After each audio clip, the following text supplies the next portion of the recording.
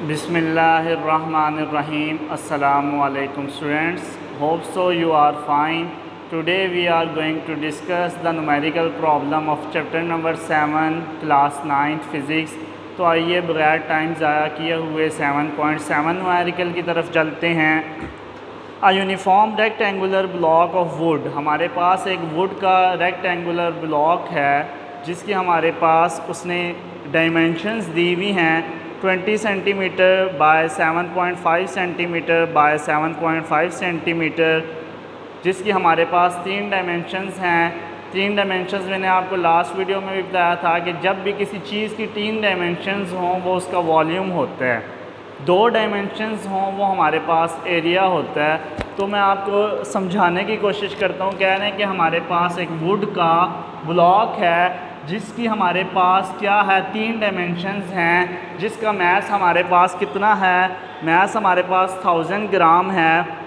और बता रहे हैं कि जो उसकी लॉन्गेस्ट डायमेंशन है, 3 डायमेंशन गिवन है 20 centimetre multiply by 7.5 centimetre multiply by 7.5 centimetre, उसकी 3 डायमेंशंस हैं। और बोला है कि जो उसकी लॉन्गेस्ट डायमेंशन है वो वर्टिकल एज पे है और वो हमारे पास क्या हुआ हुआ है, एक हॉरिजॉन्टल सरफेस पे पड़ा हुआ है। एक यूनिफॉर्म रेक्टेंगुलर ब्लॉक है जिसकी हमारे पास क्या है, ऐसे में आपको बस मेरी थोड़ी सी ड्राइंग इतनी अच्छी नहीं है, जिसकी लॉन्गेस्ट जो हमारे पास वो वर्टिकल पे पड़ा हुआ है, लॉन्गेस्ट जो एज है 20 सेंटीमीटर, और इसकी हमारे पास क्या है लेंथ कितनी है हमारे पास 7.5 सेंटीमीटर और विड्थ कितनी है 7.5 सेंटीमीटर। मैं आपको इससे एग्जांपल देता हूँ। ये हमारे पास एक यूनिफॉर्म रेक्टेंगुलर ब्लॉक है और बताया हुआ है कि उसकी 3 डायमेंशंस हैं। फर्स्ट 20 सेंटीमीटर बाय 7.5 बाय 7.5, और उसने एक हमें ये भी बताया हुआ है कि जो उसका वर्टिकल एज है वो हमारे पास लॉन्गेस्ट है। इट्स मीन ये हमारे पास एक यूनिफॉर्म रेक्टेंगुलर ब्लॉक है जिसकी हमारे पास जो लॉन्गेस्ट पे है वो 20 सेंटीमीटर है। वो उसने क्या बताया हुआ है, जो लॉन्गेस्ट है वो 20 सेंटीमीटर है। इसका मतलब है कि हमारे पास जब भी 3 डायमेंशंस आएँ उसमें वॉल्यूम की 3 डायमेंशंस होती हैं। लॉन्गेस्ट है ये हमारे पास 20 सेंटीमीटर, इसकी हाइट होगी है 7.5 सेंटीमीटर, इसकी लेंथ होगी है 7.5 सेंटीमीटर, इसकी क्या होगी है विड्थ होगी है। तो हमें कैसे पता चलेगा कि 20 कौन सी लगानी है, तो हमें पता है 20 उसने क्या वर्टिकल खड़ा हुआ है ऐसे एक सरफेस के ऊपर। जो लॉन्गेस्ट उसकी हमारे पास डायमेंशन है वो 20 है और हमारे पास ये क्या हाइट जो हमारे पास विड्थ है वो 7.5 है और जो हमारे पास नीचे है वो भी लेंथ 7.5 है। उसने क्या है कि हमारे पास ये बेस के साथ जुड़ा हुआ एक सरफेस एरिया नीचे, तो लेंथ कितनी है, ये लेंथ है 7.5, विड्थ 7.5 और जो उसकी लॉन्गेस्ट आर्म है वो हाइट पे है वो 20 सेंटीमीटर है। तो 2 चीज़ें हमने स्टूडेंट्स फाइंड आउट करनी है। सबसे पहले उस पर प्रेशर कितना एग्जर्ट हो रहा है और इस वुड की प्रेशर इस पर कितना अप्लाई हो रहा है, और इस वुड की जो हमारे पास यूनिफॉर्म रेक्टेंगुलर ब्लॉक है इसकी डेंसिटी क्या है। तो आइए सबसे पहले गिवन डाटा में चलते हैं।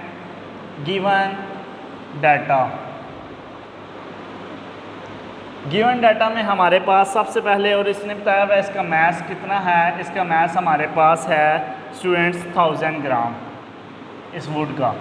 तो आइए साइज़ की तरफ चलते हैं। हमारे पास साइज़ इसका कितना है 20 centimetre multiply by 7.5 centimetre multiply by 7.5 centimetre.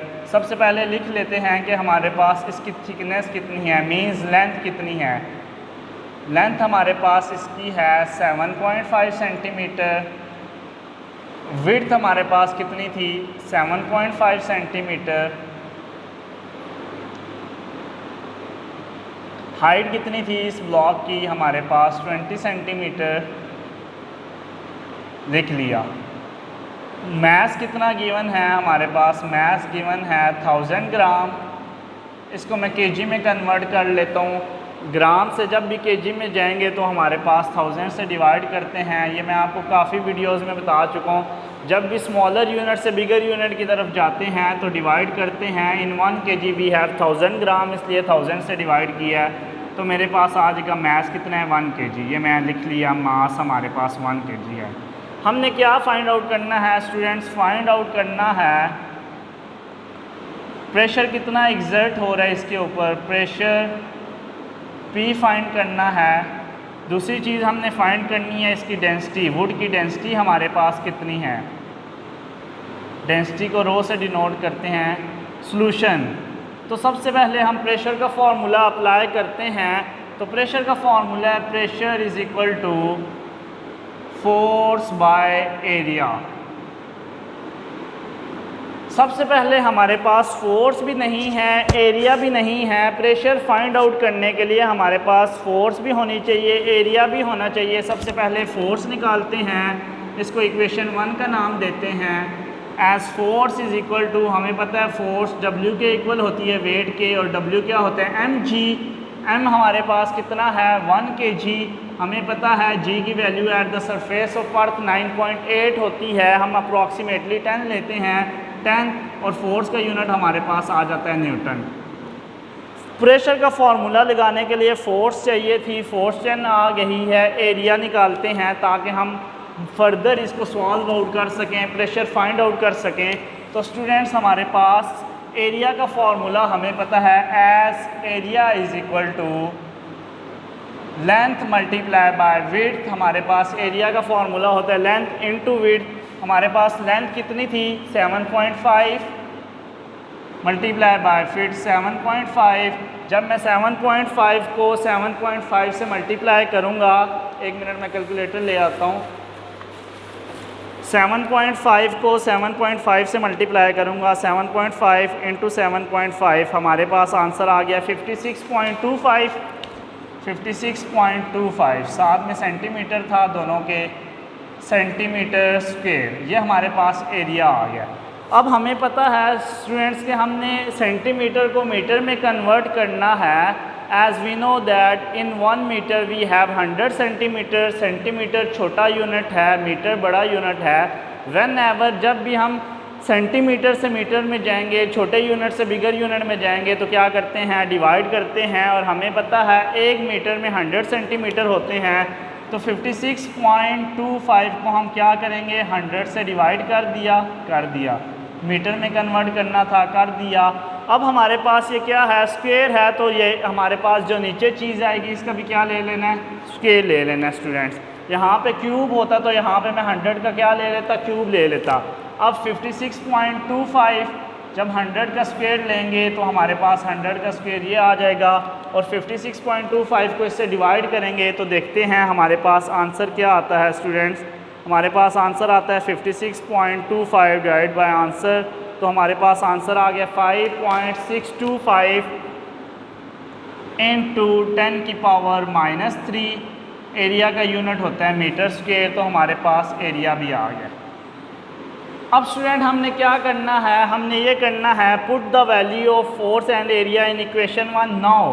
Pressure का फॉर्मूला था फोर्स बाय एरिया। फोर्स हमारे पास 10 आई थी, एरिया हमारे पास ये आया है 5.625 इंटू 10 की पावर -3।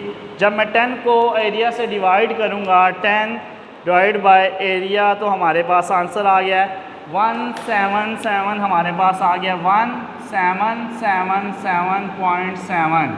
हमारे पास प्रेशर का यूनिट होता है न्यूटन पर मीटर स्क्वायर, ये आ गया। जब इसे मैं राउंड ऑफ करूँगा तो मेरे पास आ जाएगा 1778 Nm-2, और हमारे पास यही प्रेशर था, बुक में हमारे पास यही वैल्यू गिवन थी। ये तो हमारे पास प्रेशर आ गया स्टूडेंट। अब हमने दूसरी चीज़ फाइंड आउट करनी है डेंसिटी। ये इम्पोर्टेंट न्यूमेरिकल है, डेंसिटी हमारे पास फाइंड आउट करनी है। ये सेकंड पार्ट है इसका, डेंसिटी फाइंड आउट करने जा रहे हैं। और हमारे पास हमें पता है डेंसिटी का फॉर्मूला क्या होता है, मास डिवाइड बाय वॉल्यूम। हमारे पास मास तो गिवन है, हमारे पास वॉल्यूम नहीं है, तो सबसे पहले हम क्या करेंगे, फर्स्ट ऑफ ऑल हम वॉल्यूम फाइंड करते हैं। First of all we have to find out volume. To find volume, V से डिनोट कर रहा हूँ, as volume is equal to length multiply by width multiply by height. Length कितनी है हमारे पास 7.5 मल्टीप्लाई बाय 7.5 मल्टीप्लाई बाय 20, सालों के साथ सेंटीमीटर था, ये सेंटीमीटर लगा दिया। जब 7.5 को 20 से मल्टीप्लाई करेंगे, 7.5 मल्टीप्लाई बाय 7.5 इंटू 20, तो मेरे पास आंसर आया 1125 सेंटीमीटर क्यूब हो गया। 3 डायमेंशन थी, ये भी सेंटीमीटर सेंटीमीटर सेंटीमीटर, हमारे पास क्या हुआ है सेंटीमीटर क्यूब। अब हमें पता है हमने मीटर में जाना है, सेम एज इट इज़ हमने किस में कन्वर्ट करना है, 100 से डिवाइड करेंगे। क्यूब था तो क्या कर लेंगे, क्यूब ले लेंगे। 1125 इंटू 100 का क्यूब हमने कन्वर्जन की है हमारे पास। आपको पता है सेंटीमीटर से मीटर में जाओ तो 100 से डिवाइड करते हैं, क्यूब था तो 100 का क्यूब ले लिया। सबसे पहले हम 100 का क्यूब लेंगे तो हमारे पास आंसर आएगा 100 का क्यूब। जब मैंने लिया तो मेरे पास आंसर आ गया 11.1125 डिवाइड बाय 100 का क्यूब 1 2 3 4 5 6। जब 1125 को इससे मैं करूँगा डिवाइड तो मेरे पास आंसर आ जाएगा स्टूडेंट्स 1.125 इंटू 10 की पावर -3। एरिया का यूनिट होता है, वॉल्यूम का यूनिट होता है मीटर क्यूब। ये आ गया स्टूडेंट्स। अब हमने क्या करना है फर्दर, हमारे पास क्या था, मैथ गिवन था, वॉल्यूम आ गया। अब 9 rho is equal to m into v. Mass हमारे पास कितना है students 1 kg, 1 divide by 1.25 into 10 की पावर -3। जब मैं कैलकुलेटर से 1 डिवाइड बाय आंसर करूँगा तो मेरे पास आ जाएगा 888.88। डेंसिटी का यूनिट होता है kgm-3। जब इसे राउंड ऑफ किया है 889 किलोग्राम पर मीटर क्यूब हमारे पास डेंसिटी आ गई है। स्टूडेंट्स इजी सा न्यूमेरिकल था, दोबारा सुन लो। उसने बताया हुआ था हमारे पास एक वुड है जिसकी हमारे पास 3 डायमेंशन गिवन थी। हमारे पास जो लॉन्गेस्ट उसकी डायमेंशन थी वो हमारे पास उसने कहा था वर्टिकल एज पे पड़ा हुआ है। तो हमें पता है वर्टिकल जब कोई चीज़ होती है वो उसकी हाइट होती है, बेस के साथ उसकी लेंथ थी और विड्थ थी।